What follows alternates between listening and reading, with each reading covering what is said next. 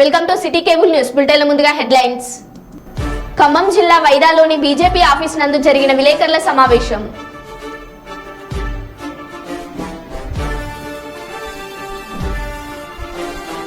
పట్టుబడిన అంతర్రాష్ట్ర చిరుతపులి చర్మ స్మగ్లర్లు.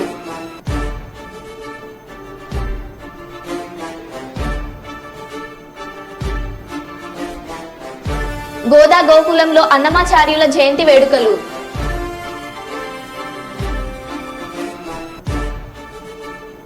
వీర బ్రహ్మేంద్ర స్వామి 37వ ఆరాధన మహోత్సవం. ఇక వివరాల్లోకి వెళ్తే, ఎమ్మెల్సీ ఉప ఎన్నికల ప్రచారంలో భాగంగా ఇల్లందులో నియోజకవర్గ పట్టుభద్రులతో సమావేశం. పాల్గొన్న భారత వర్కింగ్ ప్రెసిడెంట్ మాజీ మంత్రి కేటీఆర్, రాజ్యసభ సభ్యుల వద్దిరాజ రవిచంద్ర, మాజీ మంత్రి సత్యవతి రాథోడ్, ఆర్ఎస్ ప్రవీణ్, భారత ఎమ్మెల్సీ అభ్యర్థి ఏనుగుల రాకేష్ రెడ్డి, మాజీ ఎమ్మెల్యేలు హరిప్రియ, రేగ కాంతారావు. సమావేశంలో కేటీఆర్ మాట్లాడుతూ, నాట్లు వేసేటప్పుడు రైతు బంధు లేదు, ఓట్లు వేసేటప్పుడు రైతు బంధు ఇస్తున్న తీరు కాంగ్రెస్ ప్రభుత్వంది అన్నారు. 6 నెలలు గడిచిన కాంగ్రెస్ ప్రభుత్వం ఇచ్చిన మాట నిలబెట్టుకోవాలని ప్రశ్నించే గొంతుక రాకేష్ రెడ్డిని ఎమ్మెల్సీగా గెలిపించాలని కోరారు. కానీ ప్రశ్న దగ్గర ఆగలే, సమస్యకు కొంత పరిష్కారంగా చూపేటువంటి ఒక ప్రయత్నం చేశాను నేను. నిరుద్యోగ సమస్య ఉంది, నిరుద్యోగ సమస్య దేశమంతా ఉన్నది. ఒక తెలంగాణలో ఉంది, ఆంధ్రప్రదేశ్లో ఉంది, తమిళనాడులో ఉంది, కర్ణాటకలో ఉంది, ఉత్తరప్రదేశ్ నుంచి రాజస్థాన్ కూడుకున్నటువంటి ఒక యాప్ రూపొందించి నిరుద్యోగ యువతకు అందిస్తే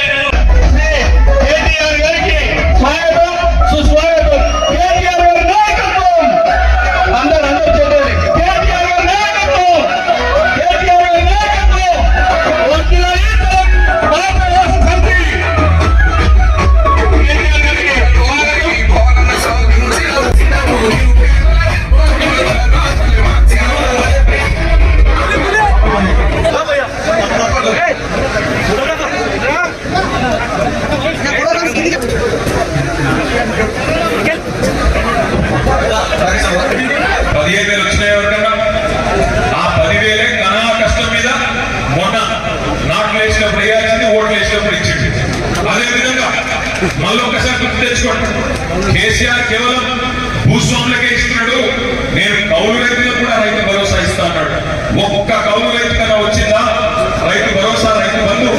లేదు. కేసీఆర్ గారు రైతు కూలీలను పట్టించుకుంటలేడు, నేను రాగానే రైతు కూలీలకు నెలకు 1000 రూపాయలు ఇస్తా అన్నాడు. మరి ఒక్కటి కూడా ఇప్పటివరకు నెరవేరలేదు. ఎంత ధైర్యం ఉంటే ముఖ్యమంత్రికి పచ్చి అబద్ధాలు చెప్పి కూడా ప్రజలను నేను ఇంకా మరొకసారి పిచ్చోళ్ళని చేస్తా అని ఎంత ధైర్యం ఉండాలి, ఎన్ని గుండెలు ఉండాలి ముఖ్యమంత్రికి ఆలోచించే. ఒక్కసారి ఒక వ్యక్తి చేతిలో మోసపోతే ఆ వ్యక్తి తప్పవుతుంది, మోసం చేసిన వాడు తప్పవుతుంది. కానీ రెండవసారి కూడా అదే వ్యక్తి చేతిలో మోసపోతే ఈసారి తప్పు మనదైనది అనే మాట దయచేసి గుర్తుపెట్టుకోండి. ఇక్కడ వచ్చిన మా విద్యావంతులైన గ్రాడ్యుయేట్లను అడుగుతా ఉన్నాను, మీకేం చెప్పిండు రేవంత్ రెడ్డి? మొదటి సంవత్సరం లోపలే 1 ఇయర్ లోపలనే 2 లక్షల ఉద్యోగాలు భర్తీ చేస్తా అని చెప్పిండు ప్రభుత్వంలో. చెప్పిండా చెప్పలేదా? చెప్పిండా? మీరు అసలు వినలేదా? మీరు వినకుండా ఊరికే ఉద్దేశించారు. 2 లక్షల ఉద్యోగాలు మొదటి సంవత్సరంలోనే భర్తీ చేస్తా అన్నాడు. ఎంత ధైర్యం ఉండాలా ముఖ్యమంత్రి గారికి అబద్ధం చెప్పడానికి? ఆయన ఇచ్చిన 2 లక్షల ఉద్యోగాల హామీని ఇవాళ మళ్ళొకసారి మిమ్మల్ని పిచ్చోళ్ళని చేయడానికి నోటికి వచ్చిన వాగుడు వాగుతా ఉన్నాడు. వాస్తవం ఏంటి అంటే ఆ 30,000 ఉద్యోగాల నియామకాలన్నీ జరిగింది కేసీఆర్ గారి ప్రభుత్వంలో. కేవలం కాగితాలు ఇచ్చింది రేవంత్ రెడ్డి గారు మాత్రమే అనే మాట గుర్తు చేస్తా ఉన్నాం.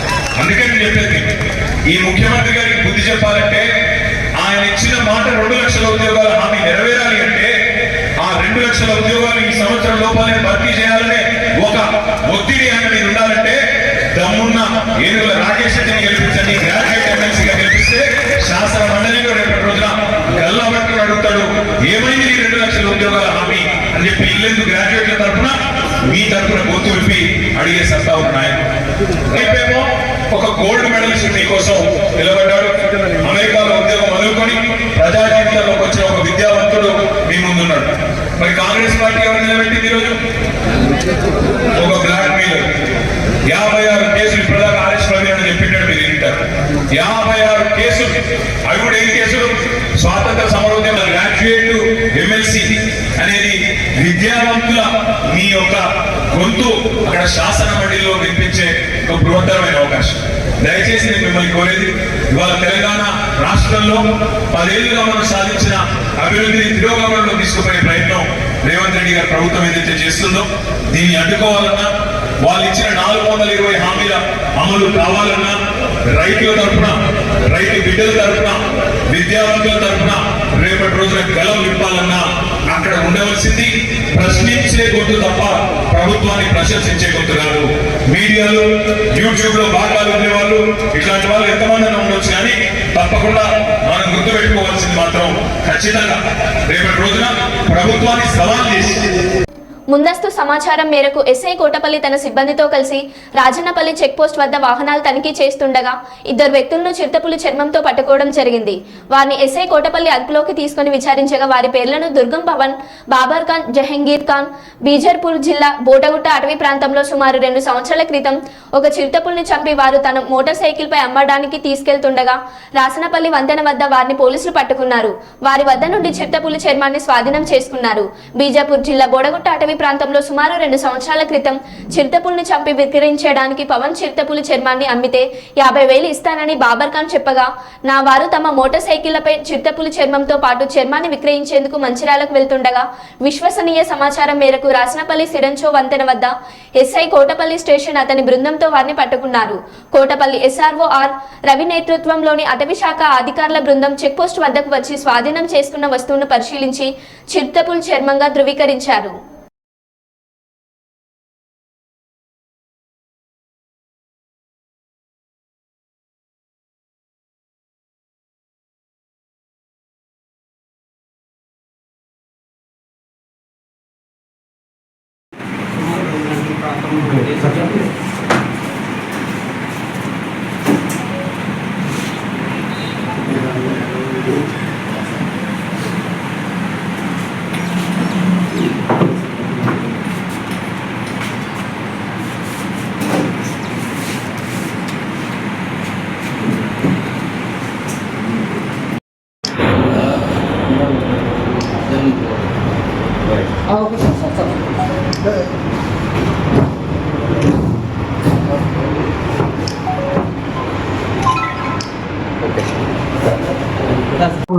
ఏసీపీ జైపూర్ గారు ఇన్ఫార్మ్ చేశారు.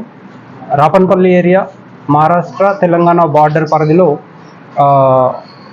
2 వ్యక్తులు వెహికల్ ద్వారా ఒక గుర్తు తెలియని చర్మాన్ని తీసుకొని వస్తున్నారు. దాంట్లో భాగంగా పోలీస్ కార్డనింగ్ సెర్చ్ చేశారు.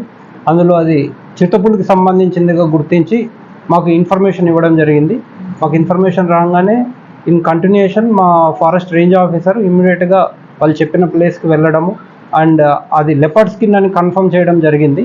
వాస్తవంగా ఇది బీజాపూర్ ఏరియాలో ఛత్తీస్గఢ్ దగ్గర 2 సంవత్సరాల క్రితము ఇందాక ఏసీపీ గారు చెప్పినటువంటి 2 వ్యక్తుల్లో ఒకరు వారి పేరు వచ్చేసి దుర్గం పవన్ అనే వాళ్ళు దాన్ని వేటాడి చంపడం జరిగింది. అక్కడ నుండి దాన్ని ట్రేడింగ్లో భాగంగా దాన్ని మహారాష్ట్ర దాటి తెలంగాణలోకి తీసుకుని రావడం జరిగింది. మంచిర్యాల దగ్గర దాన్ని ట్రేడ్ చేయాలనే ఉద్దేశంతో, దాన్ని అమ్మి లాభం చేసుకోవాలనే ఉద్దేశంతో వస్తున్నారు. ఎటువంటి వన్యప్రాణుల చర్మాలు ట్రేడ్ చేయడము, వన్యప్రాణులు చంపడము 1972 వైల్డ్ లైఫ్ ప్రొటెక్షన్ యాక్ట్ ప్రకారము సెక్షన్ 9 పరిధిలో ఇది విరుద్ధము, ఇది నిషేధము. ఎవరు కూడా ఇటువంటి పనులు చేయకూడదు. అలా ఎవరైనా వన్యప్రాణుల్ని వేటాడిన, వన్యప్రాణులకు సంబంధించిన వాటి ఆర్గాన్స్ పార్ట్స్తో వ్యాపారం చేసినా అది చట్టరీత్యా చర్యలు తీసుకోబడుతుంది. అందులో భాగంగా పోలీసు వారు ఈరోజు చాలా చాకచక్యంగా చర్మాన్ని పట్టుకున్నారు. అదేవిధంగా అఫెండర్స్ అక్యూజ్డ్ని కూడా వాళ్ళు పట్టుకోవడం జరిగింది. ఆ సీజర్స్ అన్నీ కూడా యాజ్ అ పార్ట్ ఆఫ్ వాళ్ళ ప్రొసీజర్ ప్రకారం మాకు హ్యాండ్ ఓవర్ చేయడం జరిగింది. ఫర్దర్ ఇన్వెస్టిగేషన్ దీంట్లో చట్టంలో 1972 ప్రకారం ఉన్నటువంటి చట్టంలో భాగంగా forest range officer will be the investigation officer. దానికి సంబంధించి ఫర్దర్ ఇన్వెస్టిగేషన్ చేస్తారు అండ్ కోర్టుకు సంబంధించి ఛార్జ్ షీట్లు ఫైల్ చేయడము, ఫర్దర్ దానికి సంబంధించిన ఎవిడెన్స్లు ప్రొడ్యూస్ చేయడము ఫారెస్ట్ రేంజ్ ఆఫీసర్ కోటపల్లి చూస్తారు. దానికి సంబంధించి ముఖ్యంగా చెప్పదలుచుకున్నది, ఎవరైనా వన్యప్రాణులకు సంబంధించి వేటాడినా వాళ్ళు శిక్షార్హులు. 1972 యాక్టు చాలా అంటే చాలా స్ట్రిక్ట్ యాక్ట్. ఇందాక మనము అన్ని చట్టాల గురించి చెప్పుకుంటాం కానీ ఇది ఒక స్పెషల్ యాక్ట్. స్పెషల్ యాక్ట్లో పవర్స్ చాలా స్ట్రిక్ట్గా ఉంటుంది, చాలా పవర్స్ ఉంటాయి. దీంట్లో భాగంగా ఎవరైనా ఈ చట్టాన్ని వ్యతిరేకిస్తే వాళ్ళకు సుమారుగా 7 సంవత్సరాల వరకు జైలు శిక్ష పడే అవకాశం కూడా ఉంది. కాబట్టి ఎవరు కూడా వన్యప్రాణాలను వేటాడకూడదని ఇందు మూలంగా అందరికీ తెలియజేస్తున్నాను మీ ద్వారా. Thank you. Bharatiya Janata party ఆధ్వర్యంలో ఈ నెల 27వ తారీఖున జరగబోయే ఖమ్మం, నల్గొండ, వరంగల్ ఉమ్మడి జిల్లాల ఎమ్మెల్సీ అభ్యర్థిగా పోటీ చేయుచున్న శ్రీ గుజ్జుల ప్రేమేందర్ రెడ్డి గెలుపును కాంక్షిస్తూ వైరా బీజేపీ కార్యాలయం నందు పత్రికా సమావేశం ఏర్పాటు చేయడమైనది. ఈ కార్యక్రమానికి ముఖ్య అతిథిగా విచ్చేసినటువంటి ఖమ్మం జిల్లా క్లస్టర్ ఇన్ఛార్జ్ మాజీ ఎమ్మెల్యే శ్రీ మారుతినేని ధర్మారావు మరియు జిల్లా అధ్యక్షులు శ్రీ గల్ల సత్యనారాయణ, జిల్లా ఇన్ఛార్జ్ బంటు రమేష్ పాల్గొన్నారు. ఈ సమీక్షా సమావేశం అసెంబ్లీ కన్వీనర్ శ్రీ నెల్లూరి కోటేశ్వరరావు అధ్యక్షతన నిర్వహించడం జరిగినది. వచ్చినటువంటి ఒక శాసనసభలో టీఆర్ఎస్ అభ్యర్థులు గెలిపించినారు. Sentiment, it's all related to sentiment. కానీ ఇప్పుడు ఆ పరిస్థితి లేదు. సెంటిమెంట్ కుప్పకూలిపోయింది, అయిపోయింది, పరభావం పాలైపోయినారు. మిగిలినటువంటి కాంగ్రెస్ పార్టీని చూసి గ్రాడ్యుయేట్స్ ఓట్లు వేస్తారంటే అదొక జోకే. విద్యావంతులు, బుద్ధిజీవులు, కష్టజీవులు కాంగ్రెస్ పార్టీ నమ్ముకోదు. కాంగ్రెస్ పార్టీ దోపిడీదారులను, దళాలను మొత్తంగా కూడా ప్రోత్సహిస్తారు. కులతత్వాన్ని, మతత్వాన్ని ప్రోత్సహిస్తూ ఉంటుంది. కత్తిపోటను ప్రోత్సహిస్తూ ఉంటుంది. కర్ఫ్యూలను ప్రోత్సహిస్తూ ఉంటుంది. ప్రభుత్వం ఏర్పడి సరిగ్గా 6 మాసాలు అయిపోయింది.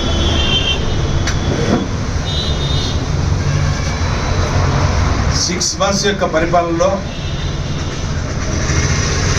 ప్రజలు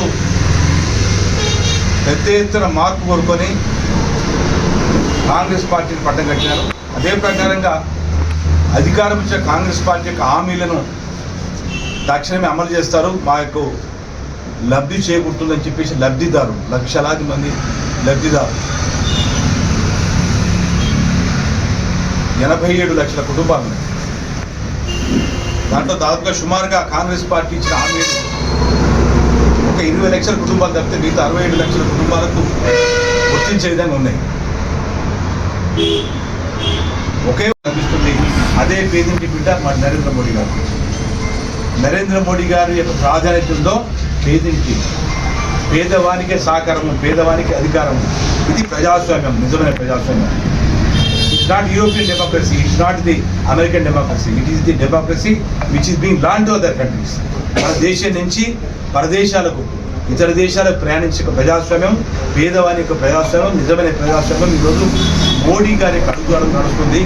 దానికి విచిత్రంగా ఈరోజు కాంగ్రెస్ పార్టీ బీజేపీ అధికారంకి వస్తే ప్రజాస్వామ్యం గులాబ్సాన్ని చెప్తున్నది, రిజర్వేషన్ ఉండవని చెప్పి ప్రచారం చేస్తున్నది.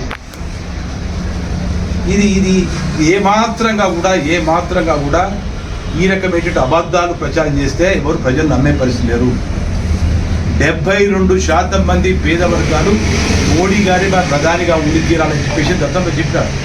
మళ్ళీ చెప్తున్నాం, ఆ యొక్క తీర్పు అంతకంటే అధికంగా రాబోతున్నది. ప్రజాస్వామ్యం ఒక పక్క, ప్రజా సంక్షేమం ఇంకో పక్క, అభివృద్ధి. మళ్ళీ రుణమాఫీ కోసం, రుణం తీసుకున్నటువంటి మాఫీని మేము మద్దతు తెలుపుతూ మేము చేస్తాము, ఒకే రోజు చేస్తాము, ఒకే గంట రోజు చేస్తామని చెప్పినారు. మీరు చెప్తున్నారు 35,000 కోట్ల రూపాయలు రావాలని చెప్పేసి. ఉన్న పూలు మొత్తం అమ్మినా, హైదరాబాదు సగం తాకట్టు పెట్టినా ఆ డబ్బును మీరు సమకూర్చుకోలేదు. అందుకనే మోడీ గారు చెప్పాడు, ఈ దేశంలో ఎవరైతే కష్టపడి సంపాదించుకుంటున్నారో వాళ్ళ యొక్క శక్తిని బలహీనపరచడం కోసము కాంగ్రెస్ పార్టీ ఇండియా ప్రయత్నం చేస్తున్నది. శక్తి సామర్థ్యాలతోటి రూపాయి కూడగట్టుకొని దాచుకుంటే దాన్ని కొల్లగొట్టేందుకోసము, ఆ కొల్లగొట్టే ధనాన్ని మొత్తంగా కూడా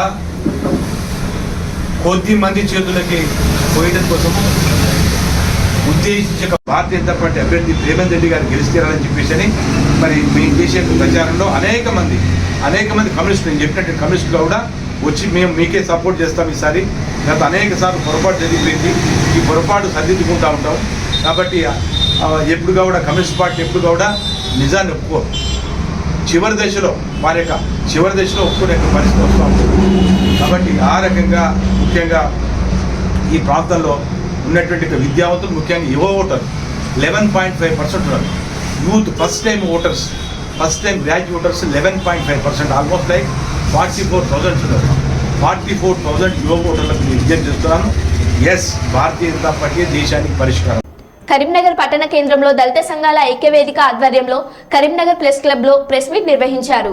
రామగుండంకు చెందిన ముస్లిం యువతిని ప్రేమించాడని కారణంతో దళిత యువకునిపై రేగుర్తి గ్రామంలో దాడి చేసి విచక్షణ రహితంగా కొట్టి అక్కడ టీఆర్ఎస్ నాయకుడు రహీం ఆదేశాలతో కరీంనగర్ పట్టణంలో గల ఎంఐఎం నాయకుడు అబ్బాస్ సమీ ఇంటిలో యువకుడిని మరియు యువతిని బంధించి అబ్బాస్ సమీ మరి అతని అనుచరులు అతి దారుణంగా అబ్బాయిని చిత్రహింసలు గురిచేసి కులం పేరుతో దూషించిన నా ఘటనలో అబ్బాస్ సమీ మరి అతని అనుచరులపై చట్టపరమైన కఠిన చర్యలు తీసుకోవాలని ఈ సందర్భంగా తెలియజేశారు.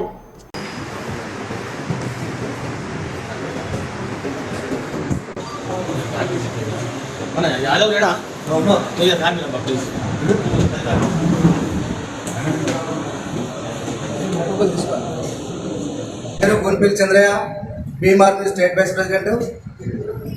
నిన్నగాక మొన్న కరీంనగర్ పక్కన ఉన్నటువంటి రేగుర్తి గ్రామంలో జరిగినటువంటి సంఘటన గురించి ఈరోజు అన్ని దళిత సంఘాల ఆధ్వర్యం లోపల ప్రెస్ మీట్ పెట్టడం జరుగుతూ ఉన్నది. దీనికి కారణము ఎవరు అంటే ఎంఐఎం పార్టీకి సంబంధించినటువంటి అబ్బాస్ సిమి అనేటువంటి ఒక వ్యక్తి. ఆయన ఎంఐఎం పార్టీలో కొనసాగుతూ ఉన్నాడు. వానికి ఆ పార్టీలో కొనసాగేటువంటి నైతిక హక్కు లేదు అని నేను ఈ సందర్భంగా తెలియపరుస్తూ ఉన్నాను. అదే రకంగా చూస్తూ ఉంటే కొన్ని సంఘటనలు జరిగినాయి. ఆ సంఘటనలు మీరు దృష్టిలో పెడతాం. సరే, ఇప్పుడు ఫస్ట్ ఆఫ్ ఆల్ ఈ ఇద్దరు ప్రేమికులు గోవర్ధన్ ప్రాంతంలో ఉన్నటువంటి వాళ్ళు ఒక ముస్లిం అమ్మాయిని ఒక ఎస్సీ మాదిగ అబ్బాయి గత 2-3 సంవత్సరాల నుండి ప్రేమించుకున్నటువంటి తరుణంలో వాళ్ళు పెళ్లి చేసుకున్న దృక్పథంతో కరీంనగర్ వచ్చిండ్రు. కరీంనగర్లో వాళ్ళ ఫ్రెండ్ రేగుర్తిలో ఉంటే ఆయన ఫోన్ చేస్తే వాళ్ళ ఫ్రెండ్ ఒక ముస్లిం క్యాండిడేట్ ఆ ముస్లిం క్యాండిడేట్ కూడా చెప్పిండు మా ఫ్రెండ్ అని చెప్పి వాడు ఏం చేసిండు, డైరెక్ట్ సెమినార్కి ఫోన్ చేసి చెప్పిండు, అన్న ఇట్లా ముస్లిం అమ్మాయి అట ఇక్కడ ఎస్సీ క్యాండిడేట్ వచ్చి పెళ్లి చేసుకుందాం అని చెప్పి సంగతి చెప్తారంటే ఎంఐఎం క్యాండిడేట్స్ వాడు ఇన్ఫర్మేషన్ ఇచ్చి ఆ ప్రాంతంలో ఉన్న ఎంఐఎం క్యాండిడేట్స్ ఇన్ఫర్మేషన్ ఇచ్చి వాళ్ళను అక్కడ చిత్రహింసలు చేసి ఆడికెళ్ళి వాళ్ళ ఇంటికి తెప్పించుకున్నాడు. వాళ్ళ ఇంటికి తెప్పించుకుని ఒక రూమ్లో బంధించి వాళ్ళని కొట్టడం జరిగింది, భయభ్రాంతులకు గురి చేయడం జరిగింది. అంటే అక్కడ ఉన్నటువంటి సిచ్యువేషన్లో భాష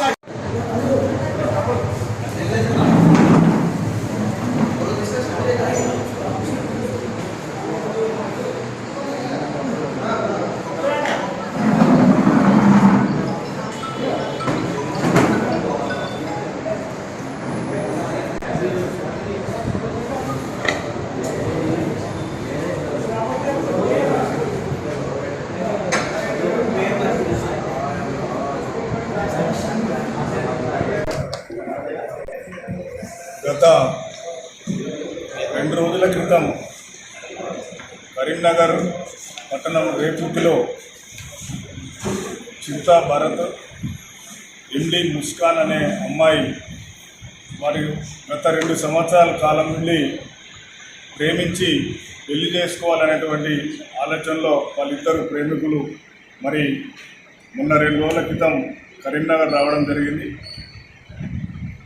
వీరిద్దరిని ఎంఐఎం పార్టీకి చెందినటువంటి ఏదైతే మాజీ డిప్యూటీ మేయర్ అబ్బాస్ షమీ ఉన్నాడో మరి తన అనుచరులతోని వాళ్ళిద్దరిని వెంబడించి రేగుర్తి గ్రామ మన కంటి ఆసుపత్రి సమీపంలో మరి వాళ్ళిద్దరిని బంధించి తీవ్రంగా కొట్టడం జరిగింది.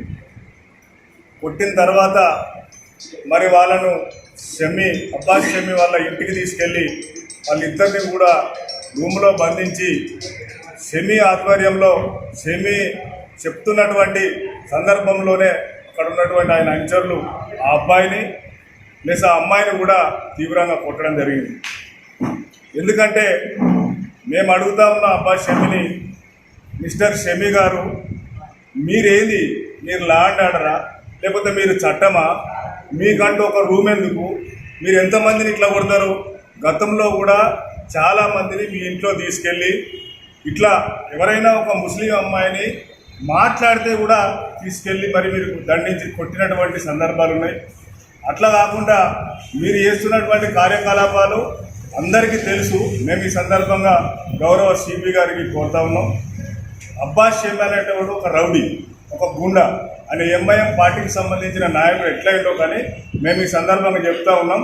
గోదావరికని బస్ డిపోకు సంబంధించిన వీసీ మరియు ఎండీ సజ్జనార్ ఆదేశాల మేరకు గ్రాండ్ హెల్త్ ఛాలెంజ్ 2.0 ప్రారంభించారు.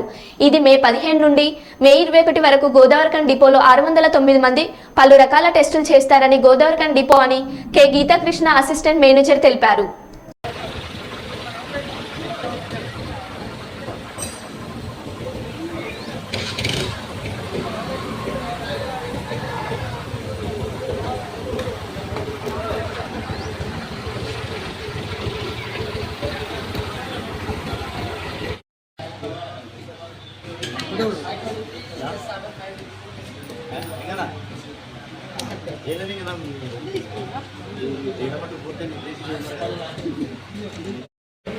అందరికీ నమస్కారం. నా పేరు Geetha Krishna, assistant manager traffic, Godavarikhani TSRTC. Grand health challenge అనే కార్యక్రమం మన గోదావరికని డిపోలో మే 15 నుంచి మే 21 వరకు ఈ క్యాంపు నడపడం జరుగుతున్నది. గౌరవ బీసీ అండ్ ఎండీ గారు శ్రీ సజ్జనార్ గారి ఆదేశానుసారం ఆర్టీసీ కార్మికులు, ఉద్యోగులు ఎవరైతే ఉన్నారో డ్రైవర్లు, కండక్టర్లు, మెకానికులు, సూపర్వైజర్సు మరియు హైర్ బస్ డ్రైవర్తో సహా అందరికీ కూడా, ఆర్టీసీ ఎంప్లాయీస్ అందరికీ మరియు హైర్ బస్ డ్రైవర్లందరికీ కూడా మెడికల్ చెకప్ ఈ క్యాంప్ ద్వారా చేయడం జరుగుతుంది. ఇది ఫ్రీ హెల్త్ చెకప్ అండి.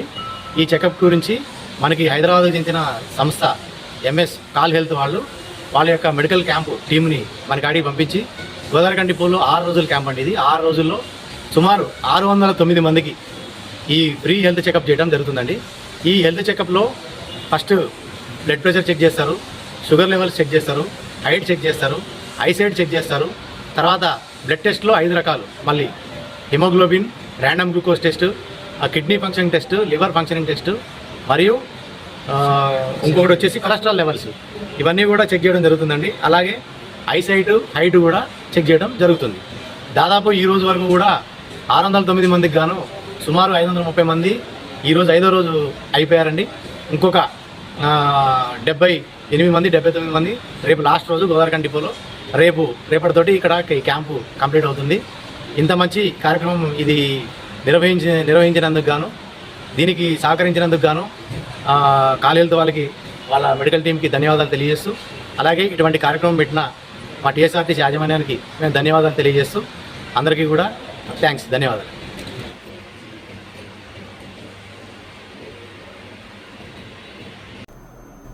కరీంనగర్ జిల్లాలోని కొత్తపల్లి మండలంలోని కొత్తపల్లి ఎంఆర్ఓకు వినతి పత్రం సమర్పించిన కొత్తపల్లి బీజేపీ పార్టీ నాయకులు. ఈ సందర్భంగా BJP parliament convener Boinapalli Praveen Rao మీడియాతో మాట్లాడుతూ రాష్ట్రంలోని కాంగ్రెస్ ప్రభుత్వం రైతు సమస్యలు తమకు పట్టవు అన్నట్లు వ్యవహరిస్తుందని, ముఖ్యంగా ఆ శాఖ మంత్రి తుమ్మల నాగేశ్వరరావుకు అకాల వర్షాలతో నష్టపోయిన రైతులకు భరోసా కల్పించి వారి సమస్యలను పరిష్కరించాలనే చిత్తశుద్ధి లేకపోవడం దారుణమని, వ్యవసాయ మంత్రిగా తుమ్మల ఏం చేస్తున్నారని ప్రశ్నించారు. రైతాంగ సమస్యలపై ఈరోజు కరీంనగర్ పార్లమెంట్ నియోజకవర్గంలోని కొత్తపల్లి మండల శాఖ ఆధ్వర్యంలో, కొత్తపల్లి మున్సిపాలిటీ మరియు కొత్తపల్లి మండల శాఖ ఆధ్వర్యంలో సంబంధిత రెవెన్యూ అధికారి గారికి మేము స్థానికంగా ఎదుర్కొంటున్న రైతాంగ సమస్యలపైన ఇవాళ మేము వినతి పత్రం ఇవ్వడం జరిగింది. కాంగ్రెస్ ప్రభుత్వం ఏర్పడక ముందు మేము 500 రూపాయల బోనస్ ఇస్తాము ప్రతి కింటానుకు, అదే రకంగా రైతులకు రుణమాఫీ చేస్తామని ప్రగల్భాలు పలికి కాంగ్రెస్ ప్రభుత్వం ఏర్పడిన తర్వాత కనీసం రైతుల గురించి మాట్లాడిన సోయి లేనటువంటి రేవంత్ రెడ్డి ప్రభుత్వం ఇప్పటికైనా కళ్ళు తెరిచి రైతులకు చేయాల్సినటువంటి న్యాయాన్ని చేయకుండా కనీసం వ్యవసాయ శాఖ మంత్రి ఎక్కడున్నాడు, ఉన్నాడా లేడా, ఈ రాష్ట్ర ప్రభుత్వంలో వ్యవసాయ శాఖ మంత్రి అనే వ్యక్తి ఉన్నాడా లేడా అనేటువంటి విషయాన్ని స్థానికంగా ఉన్నటువంటి నాయకులు ఎన్నిసార్లు ప్రశ్నించినప్పటికీ కూడా రైతాంగ సమస్యలపై ప్రశ్నించాల్సినటువంటి రైతు సంక్షేమ శాఖ మంత్రిగా పేరు తెచ్చుకున్నటువంటి తుమ్మల నాగేశ్వరరావు గారు కనీసం స్పందించకుండా, తుమ్మల నాగేశ్వరరావు గారు అసలు ఉన్నారా లేరా, బ్రతికున్నాడా లేడా తుమ్మల నాగేశ్వరరావు గారు, రైతాంగ సమస్యలపై రైతులు ఇంత పెద్ద ఇబ్బందులకు గురవుతూ ఉంటే ఒక్కరోజు కూడా నాగేశ్వరరావు గారు ఎక్కడ పర్యటించినటువంటి దాఖలాలు లేవు. తన సొంత జిల్లాలో కాదు, ఏ జిల్లాలో రాష్ట్ర వ్యాప్తంగా తుమ్మల నాగేశ్వరరావు గారు అసలు బ్రతికున్నాడా అనేటువంటి అనుమానం, అసలు క్యాబినెట్లో కొనసాగుతున్నాడా కొనసాగట్లేదా, వాళ్ళ ఇంటర్నల్ సమస్యలతోటి మంత్రిగా కొనసాగట్లేదా, రైతుల పక్షాన ఉంటాడా ఉండడా అనేటువంటి విషయాన్ని తుమ్మల నాగేశ్వరరావు గారు స్పష్టం చేయాల్సిన అవసరం ఉంది. లేని ఎడల తుమ్మల నాగేశ్వరరావు గారు ఎక్కడ పర్యటించినా కూడా రేపటి నుండి అవసరమైతే అడ్డుకుంటాము అని బీజేపీ పక్షాన డిమాండ్ చేస్తున్నాం. రాజన్న సిరిసిల్ల జిల్లా సమీకృత జిల్లా సముదాయం కలెక్టర్ కార్యాలయంలోని పంచాయతీరాజ్ ఇంజనీరింగ్ విభాగంలో సోమవారం అవినీతి నిరోధక శాఖ అధికారులు దాడులు నిర్వహించారు. పంచాయతీరాజ్ ఇంజనీరింగ్ శాఖలో సీనియర్ అసిస్టెంట్గా విధులు నిర్వహిస్తున్న జోగినపల్లి భాస్కర్ రావు 7,000 లంచం తీసుకుంటుండగా రెడ్ హ్యాండెడ్గా ఏసీబీ అధికారులు పట్టుకున్నారు. రాజన్న సిరిసిల్ల జిల్లా గంభీరావుపేట మండలం లింగన్నపేట గ్రామానికి చెందిన కాంట్రాక్టర్ వెంకటేష్ సుమారుగా 4.5 లక్షలతో నిర్మించిన శ్మశాన వాటిక కాంపౌండ్ వాల్ బిల్లు కోసం 4 నెలలుగా తిప్పుతూ చీఫ్ ప్లానింగ్ అధికారికి పంపించడం కోసం 8,000 రూపాయల లంచం డిమాండ్ చేశారు. దీంతో వెంకటేష్ ఏసీబీని ఆశ్రయించినట్లు ఏసీబీ డీఎస్పీ వివి రమణమూర్తి తెలిపారు.